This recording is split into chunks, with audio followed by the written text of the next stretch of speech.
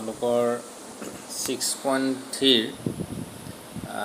অনুশীলনীৰ 3 number কুৱেশ্যনটো মই কৰিবলৈ গৈছোঁ।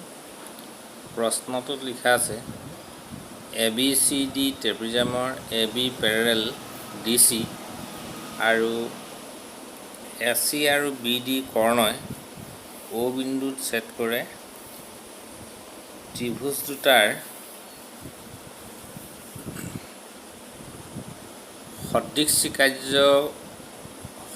চিকাৰ্য ব্যৱহাৰ কৰি দেখুৱাব কৈছে।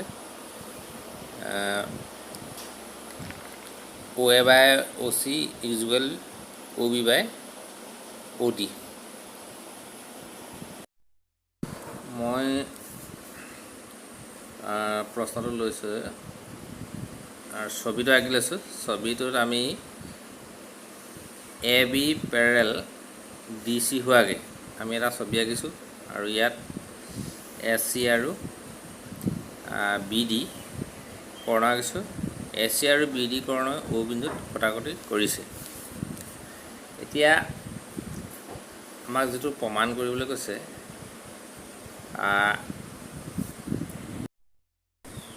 আমাক দিয়া আছে AB পেৰেলেল CD আৰু এতিয়া প্ৰমাণ কৰিব লাগে OA by OC equal OB by OD।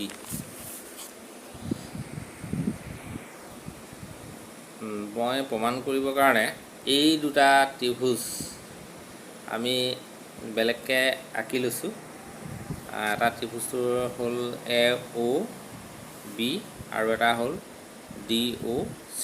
এনেকৈ এই ত্ৰিভুজ দুটা বেলেগকৈ আঁকি লৈছোঁ। এইটো চোৱা, AOB আৰু DOC এই ত্ৰিভুজ দুটা আমি আঁকি লৈছোঁ। যিহেতু প্ৰশ্নমতে আমাক দিছিলে ABডাল DC লগত সমান্তৰাল, গতিকে এই সমান্তৰাল দুডালক এডালে ছেদ কৰিছে, গতিকে এই কোণটোৱে একান্ত কোণ হ'ব আৰু এই কোণটোৱে ঠিক তেনেকৈ এইডালেও সমান্তৰাল দুডালক ছেদ কৰিছে, গতিকে এই কোণটো সমান এই কোণটো হ'ব। আমি দুটা কোণ পাইছোঁ আৰু এই কোণটো সমান এই কোণটো বিপৰীত কোণ। আমি তিনিটা অলৰেডি কোণ পাইছোঁৱেই, গতিকে আমি প্ৰমাণ কৰিবলৈ আগবাঢ়িম। ইয়াত মই দাগ দি দিছোঁ। A কোণটোৱে এই C কোণটোৰ লগত একান্ত কোণ আৰু Bটোৱে Dটোৰ লগত একান্ত কোণ, আৰু থাকিলে এইটো বিপৰীত কোণ, এইটো আৰু এইটো বিপৰীত কোণ। আমি তিনিটা পাই গ'লোঁ। পাই যোৱাৰ পাছত আমি এতিয়া লিখিম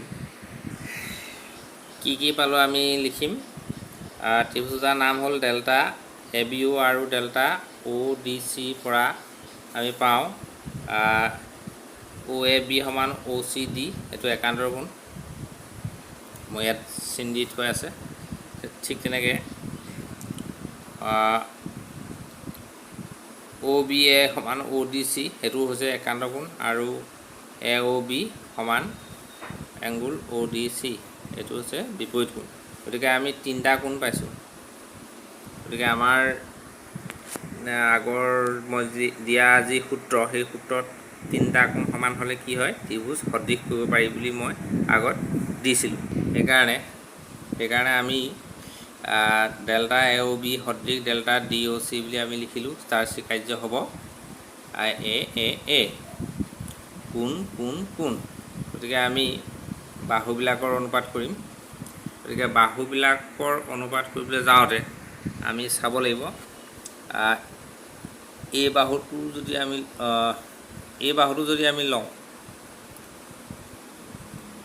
এই বাহুটো চাব লাগিব কেনেকুৱা ধৰণৰ কোণটো টাচ কৰিছে, তাৰ তেনেকুৱা ধৰণৰটো বিচাৰিব লাগিব। যে ইয়াৰ এই দুটা চুলে মানে তাৰ কি হ'ব, এইডাল হ'ব, এইটো আৰু এইটো। আৰু এইডালৰ কথা ক'বলৈ গ'লে ইয়াৰ যেনেকৈ যে চুইছে, যিকেইটা কোণ চুইছে তাৰ ঠিক তেনেদৰে এইটো আৰু এইটো, মানে এইডাল মানে কি লিখিব লাগিব,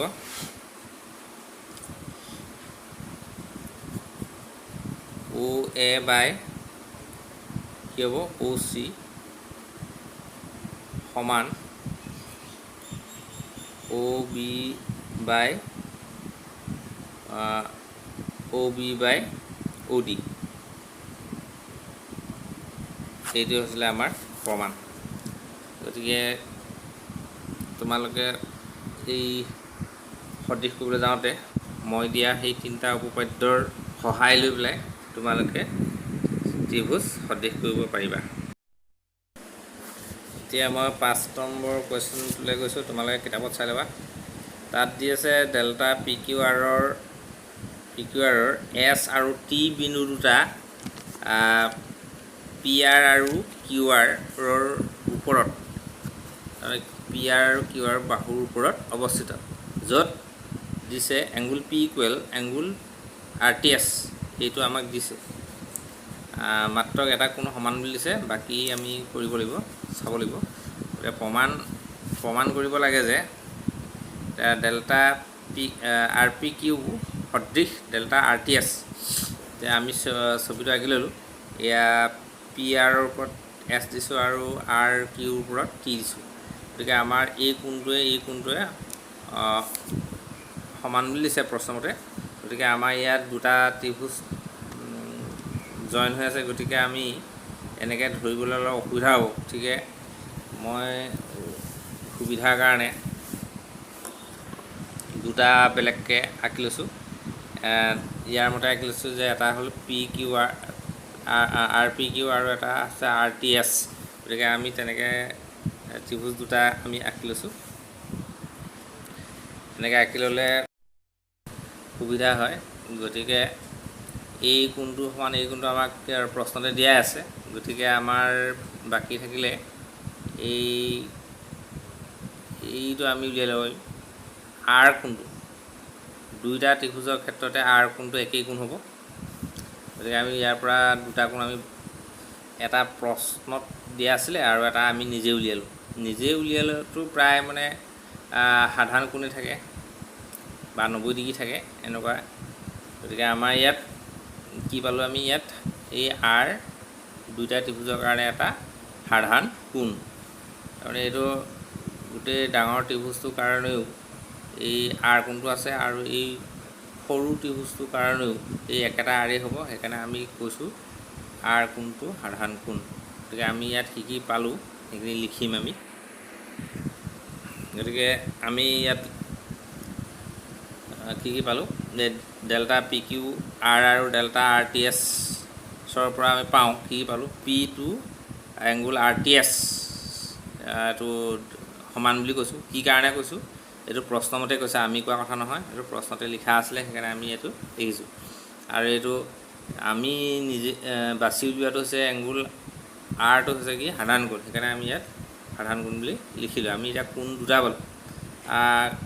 এনেই আমি সূত্ৰমতে তিনিটা কোণ সমান হ'লে ত্ৰিভুজ সদৃশ হয়, কিন্তু আমি এই ত্ৰিভুজ দুটাত মাত্ৰ দুটা কোণহে আমি উলিয়াব পাৰিছোঁ। ত্ৰিভুজৰ দুটা কোণ সমান দেখুৱাব পাৰিলেও ত্ৰিভুজ সদৃশ হ'ব পাৰে, কাৰণ প্ৰত্যেক ত্ৰিভুজতেই তিনিটা কোণৰ যোগফল কিমান থাকে, 180 থাকে। গতিকে তাৰে যদি দুটা কোণ যদি সমান হৈ যায়, তেতিয়া 3 নম্বৰ কোণটো, বাকী থকা যি 3 নম্বৰ কোণ, সেই কোণটো অট'মেটিক সমান হৈ যায়। গতিকে দুটা কোণ সমান দেখুৱাব পাৰিলেও আমি ত্ৰিভুজ সদৃশ বুলি ক'ব পাৰোঁ। গতিকে আমি লিখি দিলোঁ ডেল্টা PQR সদৃশ ডেল্টা RTS। গতিকে আমি দুটা কোণ দেখুৱাৰ কাৰণে তাৰ স্বীকাৰ্য হ'ব এই স্বীকাৰ্যৰ মতে এই ত্ৰিভুজ দুটা সদৃশ। আমি এতিয়া প্ৰমাণ কৰি দেখুওৱা হ'ল। এনেকৈ তোমালোকে কৰিব পাৰিবা।